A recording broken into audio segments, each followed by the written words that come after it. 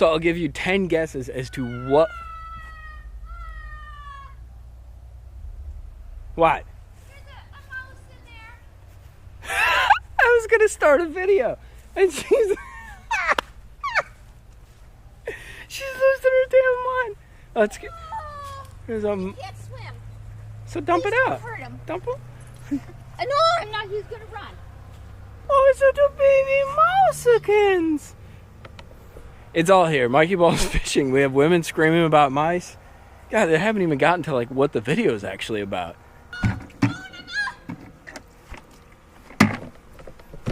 Musketins, musketins. Musketins, musketins. No, he's gonna be back there. So what? He's a nice I'm man. gonna be back there.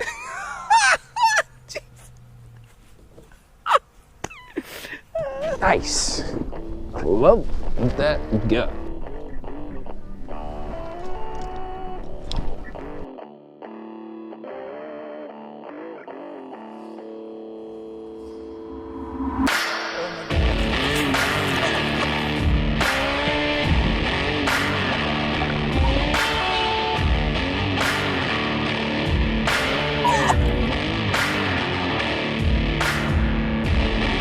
Hey guys, what's going on? Welcome to mikeybalzz Fishing. So I know you guys are always asking about like really getting in depth with certain techniques, like how to do them, you know, what kind of line, what kind of bait, what kind of hooks, what kind of reel, like what are the real nuances and the in-depth like details to these techniques, like what actually, you know, makes them work, what makes the bass eat them, and why and how do you use them. So what we're going to do today, we have kind of a perfect situation. It's a morning here. We're going to get out on the water with my buddy Charlie, and we're post-frontal conditions, and that means basically a front went through. We're going to deal with some super finicky fish. We've been catching a lot of fish, as you've probably seen on that magnet, on plastics, dragging and that. But the problem is we run into this issue when we get these frontal conditions where these fish kind of shut off. You can't fish slow enough to catch them. You can't drag slow enough. You can't fish small enough bait. You can't fish light enough line. And one of the tricks that we use is we actually make them react. You know, we trigger that strike, and we'll fish things that are basically hard baits that fish fast, that fish quick, that grind the bottom, that deflect, that redirect. So the technique that I like to use when we get in these situations, nice, probably Charlie texting me. Technique I like to use deals with these guys right here, and that's crankbaits. I got a 10XD and a DT16, but what we're going to do is we're going to go out and long line. So I'm going to show you some basics for that. We're going to hopefully catch some fish, and then I'm also going to kind of wrap up at the end of the video and give you some real details about what goes into those techniques, what makes them work, how to do them, and how to implement them where you fish. Long lining is basically you're targeting deeper fish with baits that don't usually go that deep, and you're letting out a bunch of line, and then you're dragging that bait down there using the reel. So you basically troll to one place, you open spool of line, and then crank it on down. So it's not really trolling, it's really targeting a specific area that you know hold fish, and putting the bait down there that they don't usually see. As usual, I love you guys. Make sure to like and subscribe. Support real fishing. You guys made this boat happen. I will never forget that. But support real fishing. Hit that like button, hit that subscribe button. We're going out to the water.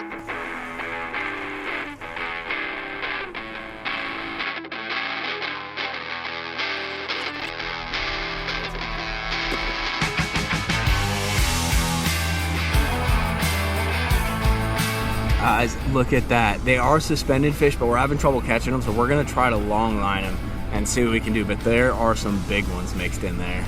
There is. I guarantee it.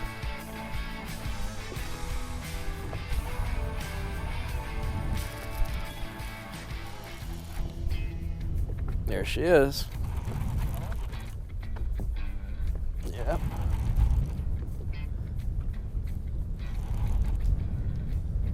Long lining.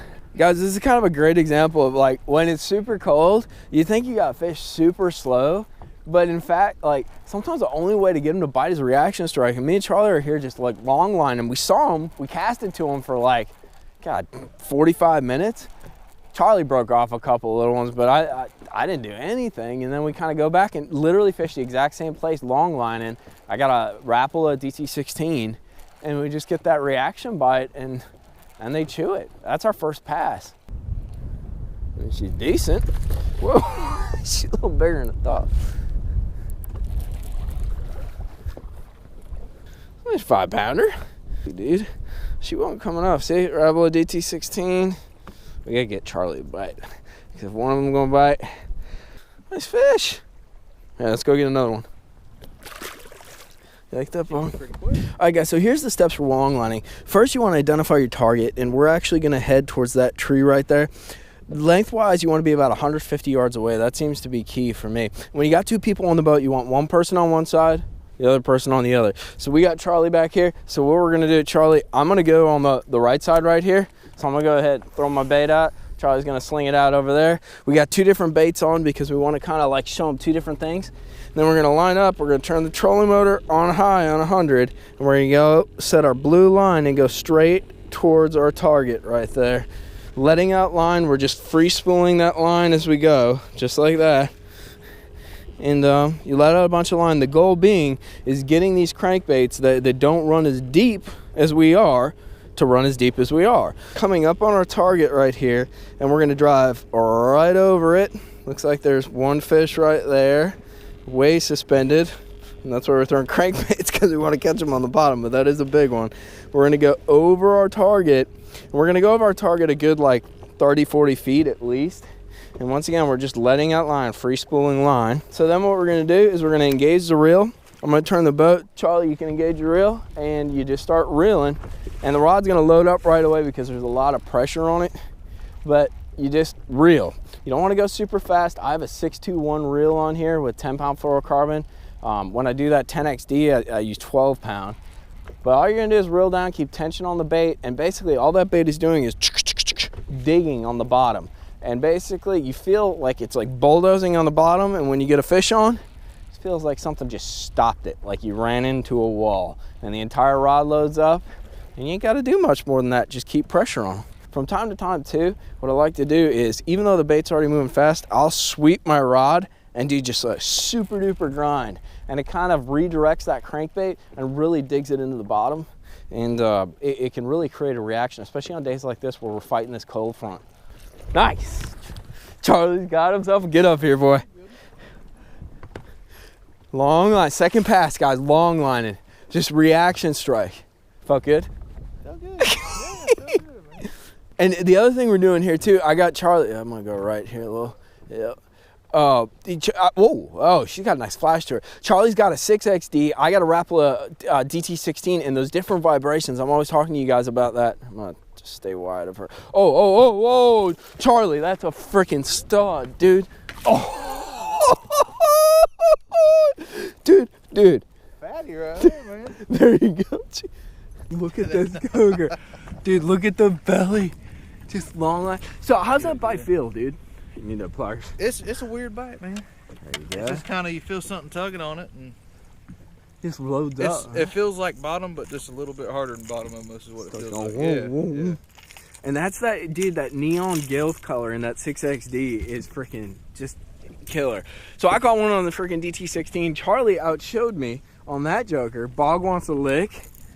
6.5, 7, dude, with that gut. You guys, like, look how fat, like, that gut just sticks out, dude. It's crazy. Let her go.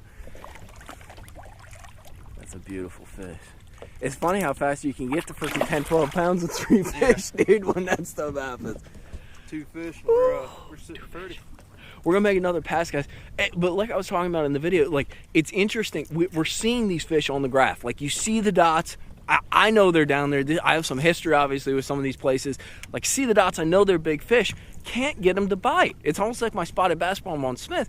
But, like, sometimes, especially we're in a cold front, post-cold front kind of mode. That's the beauty of it. Not a bunch of people out here. But the only way to sometimes trigger those fish, like we talked about in some earlier videos, is that reaction strike. And we're finesse cranking, too, because we're using these smaller baits. We could go up there and throw a 10XD and just cast and crank, but we're using these smaller, kind of shallower divers, but because we're long lining, we're getting them down deeper. You want to go make another pass? Let's make another pass. Make another pass. Let's talk about these. I love it when a good plan comes together. Guys, you saw those awesome catches. Me and freaking Charlie on 2 passes, doubled up on like a 5+, and then one probably almost 7. And Charlie finally caught a big fish. I've taken him out there a few times, and we struggled to get some right bites. But today, that technique really set up. Long lining was the perfect remedy to pressured fish, as well as the fact that these fish were not responding to any kind of soft plastic. You could not drag a bait slow enough to get them to bite. We'd see them on the graph. You could see them, dot, dot, dot.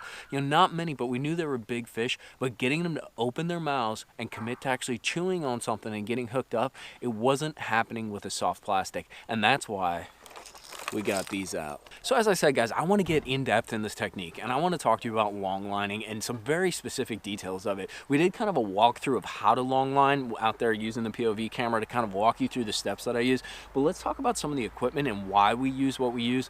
My key for long lining is really some kind of like 16 to 18 foot diver.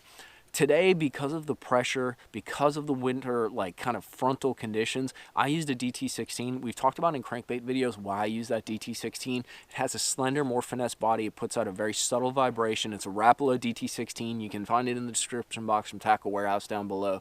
But it puts out a very subtle vibration. Now, if I were to cast this, I'm going to hit 16, maybe 17 feet. It does not dive super deep. But by long lining it, I can hit 26. 27 foot sometimes. Now I am using 10-pound fluorocarbon, so you need to be very soft with your drag when you actually do hook up. You probably noticed that when I hooked up and when Charlie hooked up, we're playing with our drag pretty quick, because here's kind of the deal. You need it locked up when you actually are cranking that bait down, because you don't want the reel to give any line out, and you don't want the reel to give any line out when the fish hits it and the rod loads up, because basically it feels like you ran into a wall when you actually hook up with a fish. The bait just stops and your rod just bends over, and you want to make sure with that initial kind of load up you get a very good hook set, because we are using some pretty big hooks. We're dealing with some big fish. That's the other trick. These guys on these smaller baits, on the 10XD I'll use the standard hooks, but on these guys it's all about those mustad triple grips, and I think these are even like, I think these are number 2s, number 1s. They're pretty big hooks, because I've had a lot of problems with these fish shaking off. When you're fighting these fish, you really want to keep them down. I learned quite a few years ago, you'll get 1 jump out of them, maybe 2, and the rest, if you land a fish after it jumps 1 or 2 times, you are one lucky joker. Go buy lotto, dude, because when they jump, they tend to shake these hooks, no matter whether you use the right hook or not the right hook. Those jumps, when they're way out there and you only have 10-pound fluorocarbon to deal with them and a fairly moderate action rod, it's very tough to control these 8, 9, 10. I've even caught 11-pounders doing this. So what kind of speed reel are you looking to use? I like to use a 621. That's what I got right here. It's kind of a medium speed reel. A lot of guys always emphasize going to like a slower reel, a 521, a 541. I'm not a huge fan, because really the goal with these crankbaits, whether you're casting them or whether you're long lining, is to get that bait down and keep it down and grinding on the bottom. Literally, dude, that's how these fish bite. When you're long lining, you're just slow reeling, sweeping the rod from time to time on the bottom, grinding that crankbait on the bottom, and using that reel to keep control of that bait and keep it down on the bottom in that strike zone where those fish are. Now at times, you probably saw me, I'd like point the rod out or lift it and stop reeling. That's actually to stop the bait from moving and let it float up a little bit. When you have all that tension on the line when you're long lining, you actually literally need to kind of give line back to the fish and stop reeling, or give line back to the bait, excuse me, and stop reeling in order for that bait to actually float up like it would traditionally when you're casting. But really that slightly faster reel is key with keeping that bait down. It's also key with picking up line when you hook that fish. We talked about earlier, you don't want to let them jump, but they're gonna jump, but you need to keep as few jumps in there as possible, because if you catch them after 2 jumps, you are one lucky person. So with that slightly faster reel, you do have a little bit more control over the fish, even though it's limited by that 10-pound fluorocarbon. Well, in a casting situation, 10 pound is going to get the most depth out of that crankbait, and it's the same principle when we're long lining. We probably could go up to 12 or 14-pound test, because we are letting the bait out there 150 feet and then cranking it down. But in order to achieve that maximum depth, especially with a more finesse crankbait like this DT16, you really have to stick with that 10-pound and just manage your fish, manage your drag, and let the rod do the work. As I've showed you guys before, I have a huge assortment of crankbaits, like huge. Now let me break down to you real quick like how I approach when I'm long lining, what to use. Today was a special situation. We went to that Rapala DT16 because it was, pressured fish. They're beat up by the guides, beat up by the pressure out there. They're also post-frontal fish, so they're not in a good mood, dude. But in general, my order of baits that I'll actually long line with is I will use, let's see here. First, a 6XD. This is actually one of my favorite colors. It's blue gizzard shad. 6XD is my go-to. The bait gives a lot of report. It tells you a lot about the bottom. It's easy to get down there. It's easy to get down there deep. Swims true 90% of the time. I have very few truing issues with the the Strike King 6XD. It's just a solid all-around bait. And dude, I got a million of them. I got them in different colors. You'll see once again, triple grips on there. Perfect first bait to go. What's my second bait? That's my second bait, and that's my color, Ghost Shed. This is the Little John. It's I think it's the shallower diver. Let's see if it says. It's the Little John DD. It's not the super deep diver. As I've mentioned in other videos, I have truing issue with these. They don't always run true, but you do get that flat-sided profile. And once again, it's a good follow-up bait to that 6XD. It's a different vibration. It's a tighter wobble. It's got that nice square bill so you can dig in the shells, but it's a nice follow-up. It doesn't blow the school out, but it's just that order, this order that I'm giving you, has really been key to a lot of giant bites out there. And I think it's really key too, when you're looking at these schools, you know, jumping, maybe skipping that 6XD and moving to the Little John, or skipping to the third bait we're going to talk about. You really have to interpret the school and the fish that you're on in order to pick the right order that you're going to go. All right, my third bait is something we already talked about, and that's the DT16. This is actually a bluegill pattern, but this guy is my cleanup. So if I cleaned him up with a 6XD, caught a few on that Little John, and I want to test to see, hey, are there some finicky biters down there? Is there a giant that just wants a certain subtle presentation? This is my go-to.